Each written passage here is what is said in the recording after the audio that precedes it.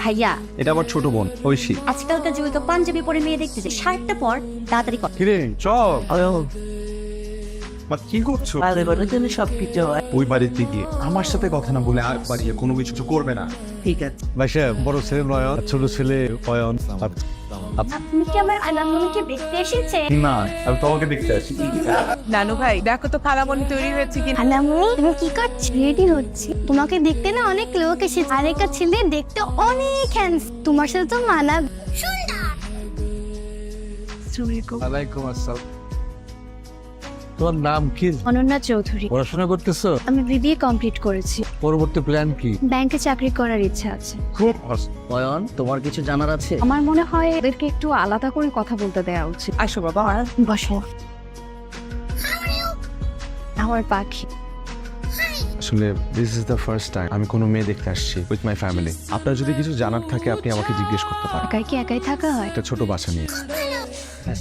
আপনার পাখি তো ভালোই কথা পারে, আর কি কি পারে ও? আমি যখন গান গাই ও আমার সাথে গান করে। একটা গান শোনাবে? রুম থেকে এখন গান গাইলে ড্রয়িং রুম থেকে শোনা যায়। পরে কখনো শোনাবনি? পরে আবার কখন পাও? নাম্বারটা কি চাইবো? আপনি যদি কিছু মনে না করেন, একজন আরেকজনের নাম্বার এক্সচেঞ্জ করতে পারি? জি। সরি, আমার মনে হয় নাম্বারটা এভাবে চাওয়া ঠিক হয়নি। আমি না দিলেও তো মা দিয়ে দে। আমি দিই। না না, সমস্যা নেই, শেয়ার তো আমরা করতেই পারি। এই তোমরা কি করছো? যাও যাও যাও যাও, ওইদিকে ডাকে, ওইদিকে ডাক পড়েছে তোদের। ঠিক আছে। একটু পাশাপাশি দাঁড়াও তো। এই ঐশী, একটু ছবি তো। আপনারা যদি কিছু মনে না করে, আমরা অনন্যারে একটা আংটি পরাই দিতে চাই। আমাদের কোনো আপত্তি নাই। হাতটা একটু দাও।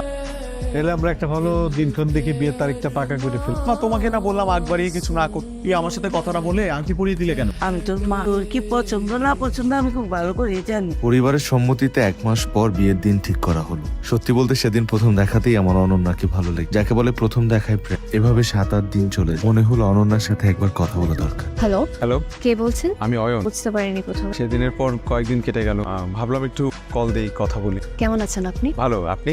ভালো আছি। আসলে বুট করে মা সেদিন আংটি পরিয়ে দিল আপনাকে। আপনার মতামত তো জানার সময় পাইনি। বুঝতে পেরেছি, আমিও আসলে প্রস্তুত ছিলাম না। আচ্ছা, আপনার কি আরো কিছু জানার আছে? একজনকে জানতে হলে তার সাথে মিশতে হয়, এভাবে জিজ্ঞেস করলে তো হয় না। আপনি অনেক সুন্দর করে কথা বলেন। Thank you. আজকে রাখি তাহলে। এই যে যত্ন নিয়ে। 3-4 দিন পর হঠাৎ অনন্যার নাম্বার থেকে হোয়াটসঅ্যাপে একটা ভিডিও এলো। ভিডিওটি আমার জন্য অনেক বেশি আনএক্সপেক্টেড ছিল। Thank you. ওয়েলকাম। আমি আগামী সপ্তাহে চিটাগাং আসছি, আমাকে একটু দেখা করতে পারি? আমি একটু বাসায় কথা বলে জানাই। সমস্যা হলে থাক। তাই সমুদ্রের পাড়ে আমাদের দেখা করার জায়গাটা ঠিক করলাম। আপনি এভাবে তাকিয়ে আছেন কেন? আপনাকে আজ বেশ সুন্দর লাগছে। আপনি কখনো প্রেম করেননি? এটা জানার জন্য আজকে দেখা করতে চাইছেন? না না, সবারই তো অতীত থাকে। আমি আসলে এই বিষয়গুলো নিয়ে কথা বলতে চাই না।